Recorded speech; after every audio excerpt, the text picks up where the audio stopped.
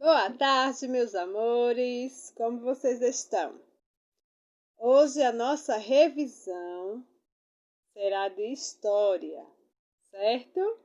Então, abra o livro na página 45, onde tem patrimônio histórico, certo? Então, a tia irá fazer uma breve revisão de todo o conteúdo que nós já vimos até aqui, certo? Então, iremos começar na página 45. Patrimônio histórico. Na história, um patrimônio é um bem importante, seja para uma única pessoa ou para um grupo grande delas. Podemos dizer que é uma espécie de herança, que talvez exista há muito mais tempo que nós. O patrimônio contém lembranças e lições e também nos traz um senso de união, graças a um passado comum. Devemos tratar o patrimônio com respeito e cuidado, pois, cedo ou tarde, da mesma forma que nos foi entregue por nossos antepassados, será a nossa vez de entregá-lo para gerações futuras. Afinal, não há como alguém receber um patrimônio que está destruído ou que nem existe mais. Todos os nossos feitos no futuro poderão ser considerados patrimônio histórico, certo? Então vamos ver os tipos de patrimônio. Quem lembra?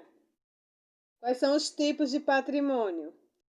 Na história existem dois tipos de patrimônio cultural: os patrimônios materiais e os imateriais, certo? Os patrimônios materiais, como o próprio nome indica, são objetos físicos. Esses patrimônios são compostos por coisas que não podemos guardar em um museu, como obras de arte.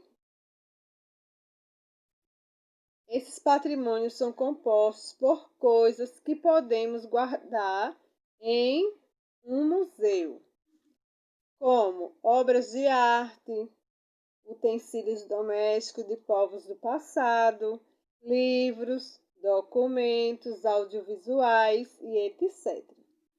Também são patrimônios materiais os prédios, as praças, as casas, obras arquitetônicas, espaços sociais das cidades. Então, patrimônio materiais, né? São patrimônios compostos por coisas que podemos guardar em um museu. Isso, obra de artes, documentos, é isso? Utensílios domésticos de povos do passado. Para se tornar um patrimônio histórico, é preciso que o bem seja tombado. O tombamento é o ato de recolhimento do valor histórico, artístico ou cultural de um bem. Agora vamos ver os patrimônios imateriais. Diferentemente dos materiais, não existe forma de se expor em um museu um patrimônio imaterial. Então, o patrimônio imaterial não pode ser exposto, né, em um museu, diferente dos materiais.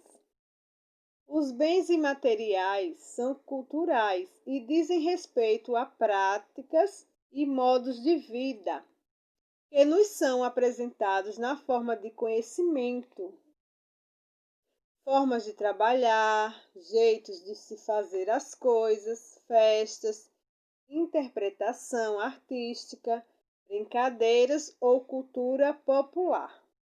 O patrimônio imaterial é passado de geração a geração, vivendo na memória das pessoas e é fundamental na criação da identidade de um povo e, por consequência, leva a uma ideia de pertencimento e continuidade.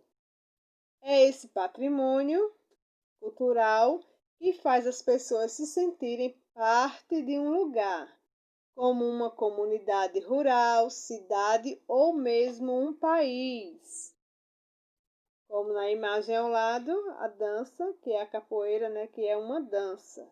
Então, esta forma aqui de patrimônio material vai passando de geração a geração, né? As pessoas guardam, né, consigo, vai ensinando as outras gerações. Então, não é um patrimônio material, é um patrimônio imaterial, certo? Patrimônio histórico nacional. Como o nome indica, os patrimônios históricos nacionais pertencem a todo um país. Guardam a memória e a história da nação e atribuem uma identidade única a seu povo. Todos os países têm leis e órgãos que protegem os patrimônios históricos, objetivando dar continuidade à existência dos patrimônios e punir aqueles que os danifiquem. No Brasil, temos o Instituto do Patrimônio Histórico e Artístico Nacional, o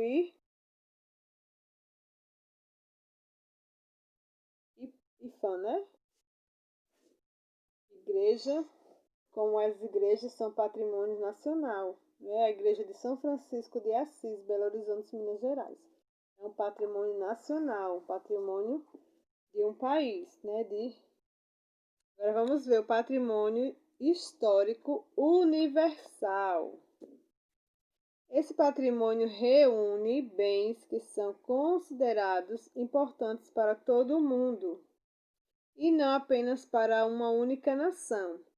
Existe um órgão internacional que seleciona em vários países e locais e bens que podem ser considerados patrimônio mundial. A Organização das Nações Unidas para a Educação, Ciência e Cultura, que é a Unesco. Esse órgão ajuda os países que possuem esses patrimônios a conservá-los intactos para as futuras gerações através de auxílio e financiamento financeiro e técnico. O Brasil tem bens que fazem parte do patrimônio histórico universal. Veja algum deles abaixo, né? Como o Centro Histórico de São Luís do Maranhão, Diamantina, Minas Gerais, Parque Nacional de Iguaçu, Paraná, Centro Histórico de Olinda.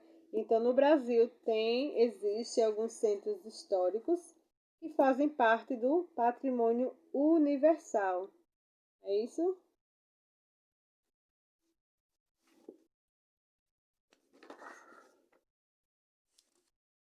Vamos lá. Então, nós vimos o que é patrimônio universal, patrimônio nacional, patrimônio material e o material, certo?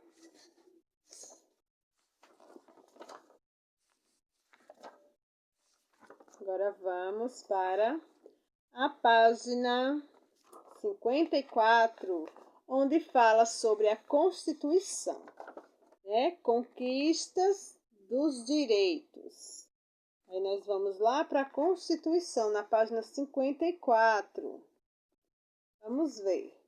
Os direitos que as pessoas conquistaram são somente garantidos por lei, ou seja, são uma obrigação quando são estabelecidos em uma Constituição. E o que é uma Constituição? É um conjunto de leis que dita as regras de um país. Então, é o conjunto de leis, né? É um conjunto de leis que ditam as regras de um país. Nela, além dos direitos, são descritos também os deveres de cada cidadão. Então, quando uma lei está na Constituição, é uma lei obrigatória, né? Ela só é obrigatória quando ela está na Constituição. E a Constituição é um conjunto de leis que dita regras de um país. Constituições, hoje em dia, são feitas com participação popular, representada através do voto ou de representantes escolhidos pelo povo. Mas nem sempre foi assim. Até meados do século XIX, as leis no Brasil eram feitas unicamente por pequenas elites que governavam todo o resto do país. Desde a independência até os dias de hoje, o nosso país já teve 7 constituições, cada uma atendendo aos anseios de sua época. A Constituição vigente, ou seja, a que deve ser obedecida do Brasil, foi feita em 1986 e 88. 1988 foi a Constituição, né, vigente do Brasil. Então aqui temos o direito dos povos. Como cidadãos de um país, os povos devem ter direitos, ou seja, cada sociedade inserida em uma nação tem o direito de ser governada por suas próprias leis, religiões, organização política e forma de viver, desde que não desrespeite os direitos humanos, certo? Então, nós vimos aí o que é Constituição, certo? O que é Constituição? É o conjunto de leis que dita o quê? As regras de um país. Então, vamos para a página 58, certo? Página 58. Os primeiros habitantes do Brasil. Quem foi? Quem foi ou foram os primeiros habitantes do Brasil? Vamos ver, né? Quando Pedro Álvares Cabral chegou às terras que hoje chamamos de Brasil, nelas já viviam vários grupos indígenas, cada um com seus costumes, suas crenças, sua organização social, enfim, sua cultura. Como os portugueses vieram navegando pelo litoral, os primeiros indígenas com quem tiveram contato foram os do povo tupi, pois durante aquela época eles eram o maior grupo no litoral brasileiro. Os tupis viviam em aldeias circulares.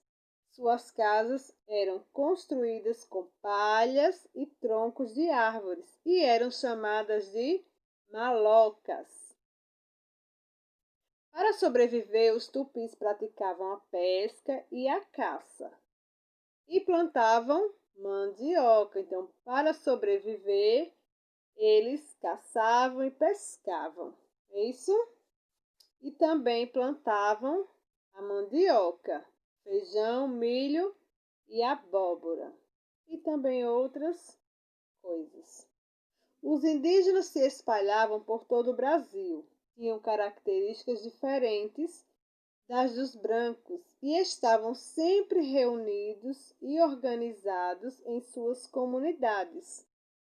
Quando Caminha descreveu os indígenas em sua carta ao rei de Portugal, Dom Manuel, ele registrou as primeiras impressões desse povo.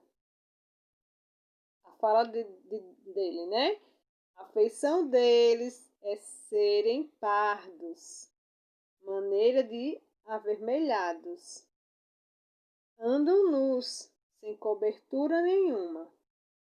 Ambos traziam o beiço de baixo furado e metido nele um osso branco e verdadeiro. Os cabelos deles são corredios. Já se demonstrava um certo espanto com a cultura indígena, que era diferente em vários aspectos da cultura branca europeia. Isso gerou no português um certo preconceito em relação ao outro indígena, ou seja, para o português era mais fácil discriminar do que procurar entender.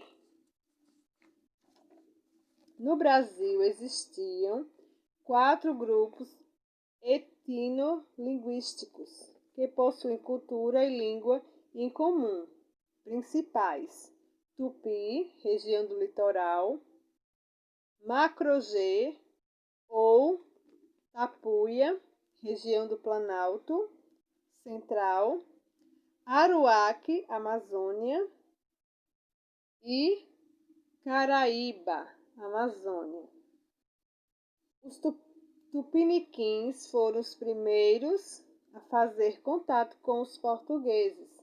Os portugueses chamaram os grupos indígenas de nações, que compreenderiam várias tribos, algumas delas com diversas aldeias. Certo? Agora vamos para a página, vamos lá.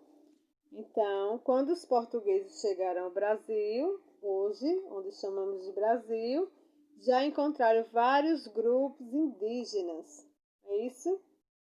E onde eles desembarcaram, logo de chegada, eles encontraram os tupis, que era o grupo que ficava na margem, né? Ficava no litoral, onde os portugueses desembarcaram. Então, houve um estranhamento, né, de culturas, tanto dos portugueses quanto dos indígenas. Eles chegaram, encontraram pessoas de cor de pele diferente, nus, né? Então, a cultura é diferente. Então, houve esse estranhamento por conta de cada cultura, certo? Então há quanto tempo ocorreu o primeiro contato entre os indígenas e portugueses? Né? Então, quando foi descoberto em 1500, é isso, quando eles chegaram. Então, esse contato já tem o quê? Né? Cerca de quase 500 anos, cerca de 500 anos, né? Mais de 500 anos do primeiro contato entre os indígenas e os portugueses. É isso? Então, o chefe da aldeia. Quem era o chefe da aldeia? O cacique. É isso? Então, o primeiro contato deles lá, dos portugueses e os indígenas, foi estranho, né? O primeiro contato, por conta dessa diferença da cultura de cada um. É isso? Agora vamos para a página 66. Cultura indígena. Quando os portugueses chegaram ao Brasil, os indígenas já viviam aqui com suas crenças, seus costumes, seus hábitos, muito diferentes dos europeus. Não existe apenas o povo indígena. O que existem são centenas de nações indígenas, algumas tão diferentes das outras como é diferente o Brasil da Austrália. Os povos da Terra não têm consciência de que, nesta esplêndida província do nosso planeta vivo, o território brasileiro, eles possuem tantos irmãos e irmãs. Eles são os testemunhos da terra, os remanescentes de um holocausto que dura um pouco mais de 500 anos, que nos envergonha e que nos convoca à solidariedade e à reparação. A gastronomia. Na cultura indígena, a mulher fica com todas as responsabilidades do trabalho doméstico, incluindo cozinha, roçados, abastecimento de água e transporte de fardos. Algumas das técnicas conhecidas da cozinha dos indígenas são pisar, moquear, espremer, peneirar, ralar, curtir ou curar, conservar, fermentar, assar, tostar, cozer ou passar pela fervura. Os assados sempre são feitos enrolados em folhas de bananeira e palmeira. É muito comum também o modo de preparo de pratos em fornos subterrâneos.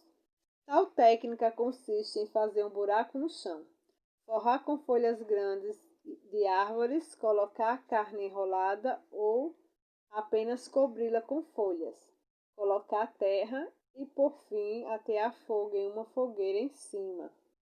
Assim, podemos dizer que a alimentação indígena ainda está presente de maneira forte na região norte do país e que contribui com grande herança para a formação da alimentação brasileira. Eles costumam cultivar pequenas áreas de terra para o sustento da comunidade.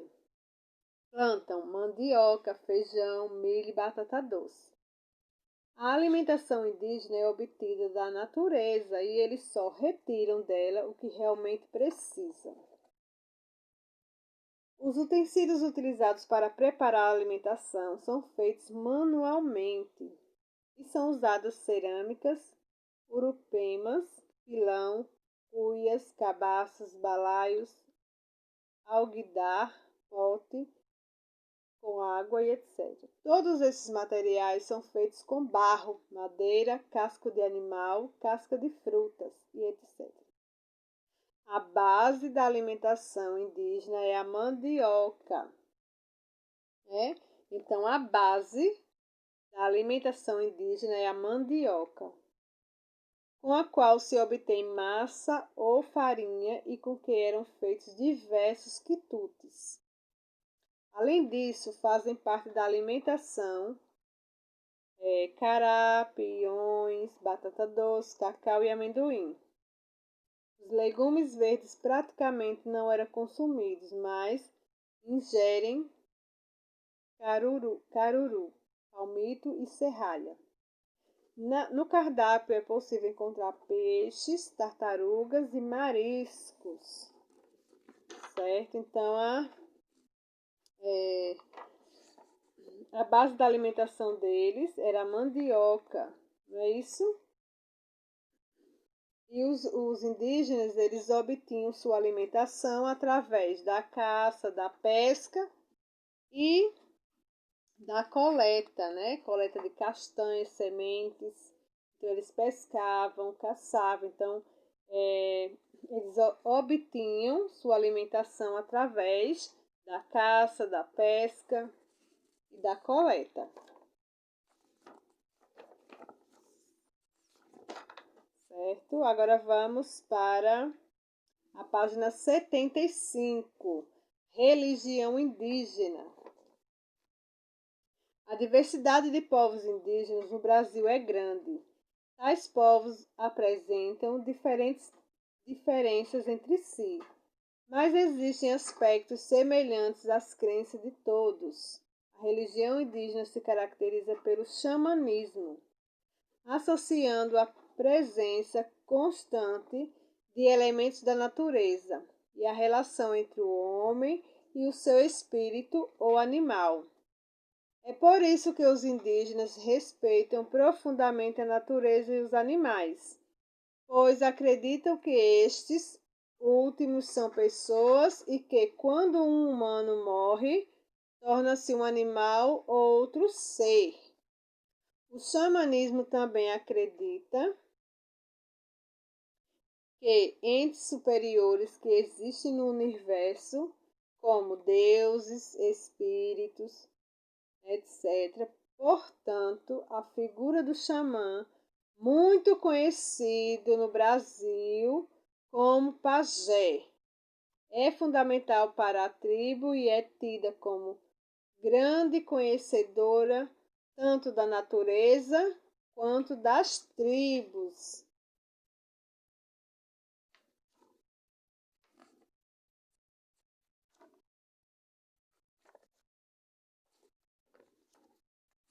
Certo? Então, o xamanismo é conhecido, né? O xamã é conhecido como pajé. Aqui no Brasil é conhecido como pajé, né?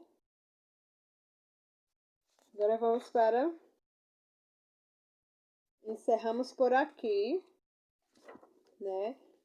A revisão de hoje. É isso. É só um pequeno resumo, né? A reunião de ocas é a taba, é isso? Reunião de ocas é a taba. A mandioca é importante na alimentação indígena, é a base da alimentação indígena é a mandioca, não é isso? Os indígenas, eles moravam onde? Onde os indígenas moravam? Eles moravam em ocas, né? E quem era o chefe da tribo? O chefe da tribo era o cacique. Eles utilizavam o que para caçar, pescar? Então, o que eles usavam para a caça? Eles usavam o arco, a flecha, né? Como eles faziam os seus utensílios, né? Eles usavam o que para fazer os seus utensílios? Eles usavam madeira, barro, argila, não é isso? Eles se alimentavam de quê? Da caça, da pesca, da coleta, né? Eles coletavam da natureza apenas o que eles necessitavam para sobreviver. Eles caçavam, pescavam, eles plantavam também a mandioca, o milho, né? Não é isso? Batata doce, se alimentavam. Então, a base alimentar dele era muito rica, né? Dos indígenas. Então, eles usavam coisas da natureza, eles plantavam, certo? Ao final, a tia vai deixar uma atividade para vocês copiarem no caderno e responderem, certo? Então, tchau, beijos e até segunda e um ótimo final de semana.